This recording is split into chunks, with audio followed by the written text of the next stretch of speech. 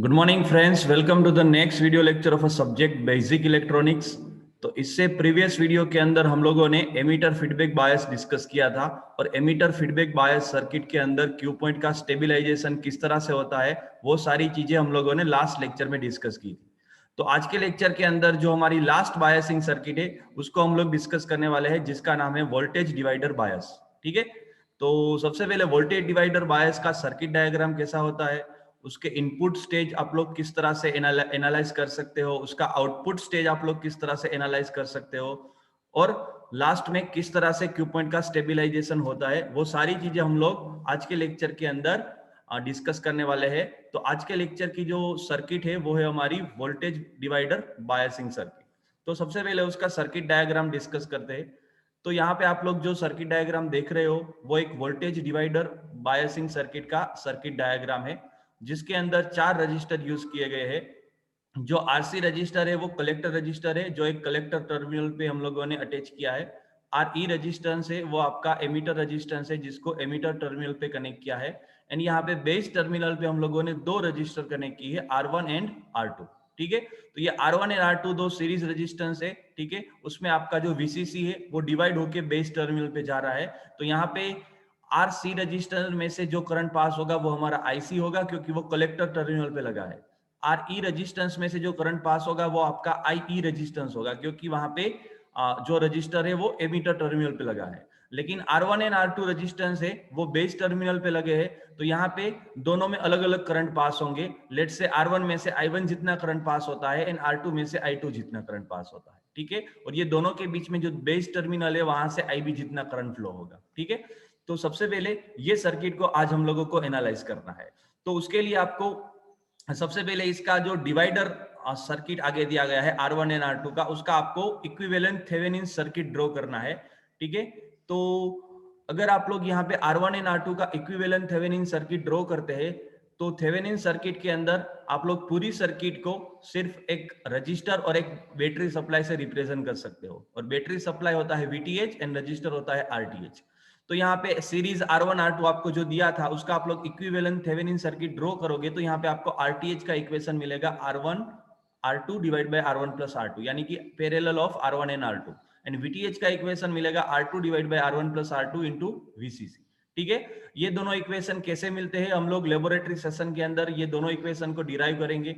In short, किसी भी circuit का अगर आप लोगों को थेवेनिन इक्विवेलेंट सर्किट कैसे ड्रॉ करना है वो सारी चीजें हम लोग लेबोरेटरी सेशन के अंदर डिस्कस करेंगे।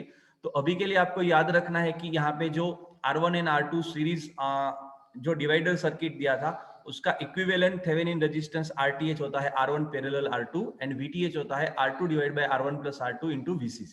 ठीक है, तो ये आपकी इक्विवेलेंट सर्किट है जो हम लोगों ने प्रीवियस स्लाइड में सर्किट ड्रॉ किया था। वो सर्किट की इक्विवेलेंट सर्किट यहाँ पे आप लोग देख सकते हो, ये है। ठीक है, तो यहाँ पे अब आपके पास 3 रजिस्टर है, एक बेस पे है, एक एमीटर पे है, कलेक्टर पे है, और यहाँ पे जो बेस में करंट पास होगा वो IB होगा।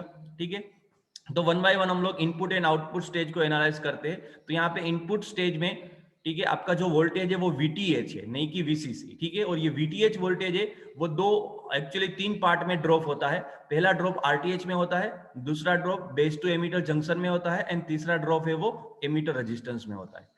तो इसको अगर हम लोग इक्विवेलेंट सर्किट ड्रॉ करते हैं इनपुट स्टेज की, तो यहाँ पे आप लोग देख सकते हो कि आपका VTH है वो सप्लाई वोल्टेज है। ठीक है, RTH है, VBE है, एंड तीसरा RE है। ठीक है, तो यहाँ पे अगर आप लोग KVL अप्लाई करते हो तो आपको VTH का इक्वेशन मिलेगा, पहला ड्रॉप RTH के अक्रॉस में, और RTH में से IB जितना करंट फ्लो होता है तो RTH में से कितना ड्रॉप होगा IB इंटू RTH, और दूसरा drop base to emitter junction में कितना होगा VBE जितना, और तीसरा ड्रॉप है वो एमीटर रेजिस्टेंस में कितना होगा IE इंटू RE जितना। ठीक है, तो ये आपको फाइनल इक्वेशन मिला। अब ये इक्वेशन के अंदर IE का इक्वेशन है उसको हम लोग लिख सकते हैं 1 प्लस बीटा टाइम्स IB। ठीक है, तो यहाँ पे आप देख सकते हो कि सेकंड स्टेप में हम लोगों ने IE को रिप्लेस कर दिया है 1 प्लस बीटा IB से, और यहाँ से आप लोग IB को अगर फाइंड करते हो तो आपको IB का इक्वेशन जो नीचे लिखा है, ठीक है, that is a VTH minus VBE divide by RTH plus 1 plus beta times RE। ठीक है, ये इक्वेशन आपको मिल जाएगा। तो ये आपका इनपुट स्टेज है। तो इनपुट स्टेज में आप लोग KVL अप्लाई करते हो तो आपको बेस करंट IB की वैल्यू मिल जाती है। सिमिलरली आउटपुट स्टेज में हम लोग KVL अप्लाई करते हैं। तो यहाँ पे आउटपुट स्टेज का इक्विवेलेंट सर्किट ड्रॉ किया है। तो यहाँ पे जो आपका सप्लाई वोल्टेज है वो VCC है और वो 3 पार्ट में ड्रॉप होता है, RC रजिस्टर के across, collector to emitter junction में, और तीसरा ड्रॉप होता है RE रजिस्टेंस के अक्रॉस। ठीक है, तो यहाँ पे VCC का इक्वेशन होगा RC में कितना ड्रॉप होगा, IC इंटू RC, फिर कलेक्टर टू एमीटर जंक्शन में VCE जितना ड्रॉप होगा, एंड एमीटर रेजिस्टेंस में IE इंटू RE जितना ड्रॉप होगा। ठीक है, तो यहां से आप लोगों को VCC का इक्वेशन मिल जाएगा। अब यहाँ पे VCC का इक्वेशन है, उसमें से आप लोग VCE फाइंड करोगे तो आपको मिलेगा VCC minus ICRC minus IERE। ठीक है, और IC का आपको इक्वेशन पहले से याद होगा कि beta times IB plus leakage current ICO।